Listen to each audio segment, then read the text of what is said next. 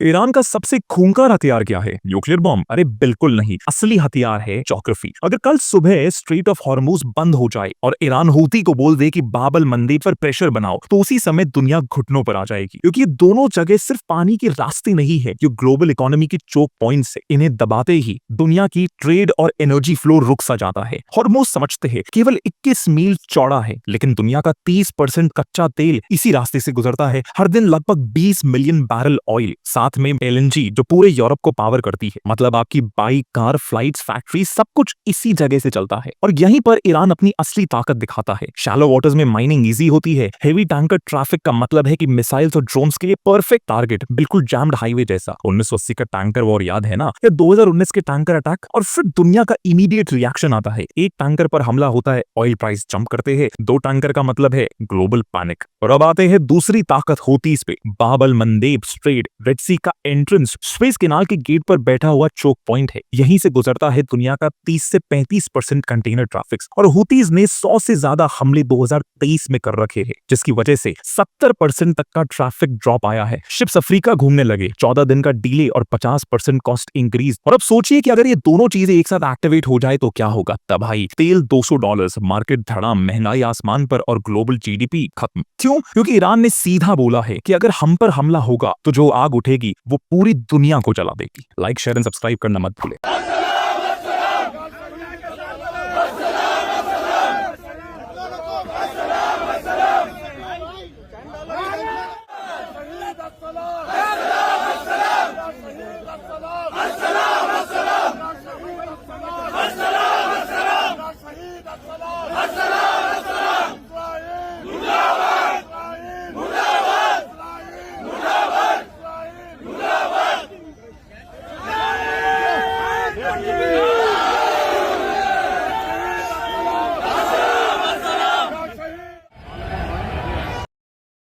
Iran ने बिलाखिर Israel पर हमला कर दिया है। ईरान ने तकरीबन रात 12:30 बजे 100 के करीब ड्रोन और क्रूज मिसाइल इसराइल पर दाग दिए हैं, जिसके बाद इसराइल की आवाम जेरे जमीन बंकर्स में जाकर छुप गई है। पूरे इसराइल में इमरजेंसी नाफज कर दी गई है। तमाम स्कूल, दफातर और शॉपिंग मॉल्स बंद कर दिए गए हैं। ईरान की जानिब से ड्रोन लॉन्च करने के बाद इसराइल ने अपने एयर डिफेंस सिस्टम को मुकम्मल तौर पर एक्टिव कर दिया है और फाइटर जेट्स इसराइल की फिजाओं में मौजूद हैं। ईरान ने अपने तमाम पड़ोसी ममालिक को भी वार्निंग जारी कर दी है कि अगर किसी ने इसराइल को अपनी फजाई हदूद ड्रोन रोकने के लिए फराम की तो उस मुल्क को भी निशाना बनाया जाएगा। अरब मीडिया की जानिब से कहा जा रहा है कि ये ड्रोन ईरान से इसराइल पहुंचने में घंटों का टाइम लेंगे। दूसरी जानिब इसराइल मीडिया की जानिब से ये भी दावा किया जा रहा है कि ईरान की जानिब से ड्रोन लॉन्च किए जाने के बाद इसराइली जेट्स ने उर्दून और शाम में जाकर कुछ ईरानी ड्रोन्स को तबाह कर दिया है। दूसरी जानिब अमरीकी सदर भी अपनी छुट्टियां मुख्तसर करके व्हाइट हाउस पहुंच चुके हैं और उन्होंने नेशनल सिक्योरिटी टीम का इजलास भी तलब कर लिया है। इस वक्त ईरान और इसराइल के दरमियान जंग का आगाज हो चुका है। अगर इसराइल की जानिब से ईरान पर जवाबी हमला किया जाता है तो ये जंग पूरे खित्ते में फैलने वाली है।